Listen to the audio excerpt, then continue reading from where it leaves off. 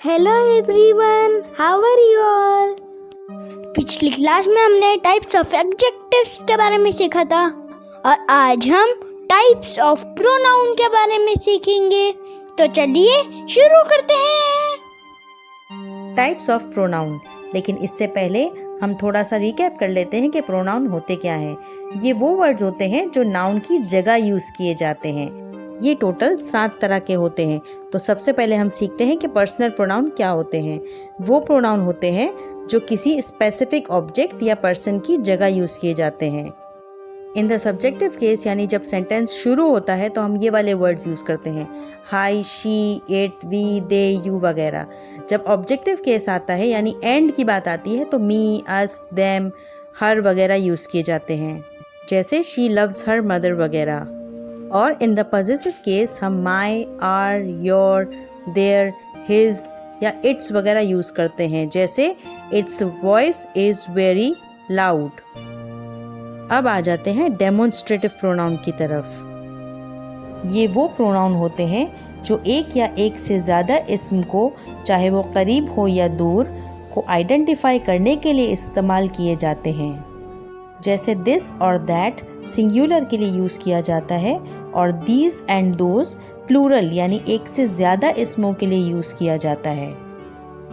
मिसाल के तौर पर this man is looking at his daughter यानी ये आदमी अपनी बेटी की तरफ देख रहा है। दोज मैंगोज आर येलो यानी वो वाले आम पीले हैं। अब आ जाते हैं इंटरोगेटिव प्रोनाउन की तरफ। ये प्रोनाउन किसी शख्स या किसी चीज़ के सवाल पूछने के लिए इस्तेमाल होते हैं जिनके बारे में हम नहीं जानते, जैसे whoever, whichever, whom, who, why, which वगैरह। मिसाल के तौर पर Who is this man? To whom we are belonging? ये अनस्पेसिफाइड लोगों या चीज़ों, चाहे वो सिंगुलर हो या प्लूरल हो, के लिए इस्तेमाल किए जाते हैं। अनस्पेसिफाइड का मतलब कि जिनके बारे में हम उनको पॉइंट आउट तो कर रहे हैं लेकिन हम उनको नहीं जानते, जैसे few people, many, someone, anyone वगैरह। मिसाल के तौर पर few people watch my videos यानी कुछ लोग मेरी वीडियोज़ देखते हैं। Somebody has stolen my chocolate किसी ने मेरी चॉकलेट चुरा ली है।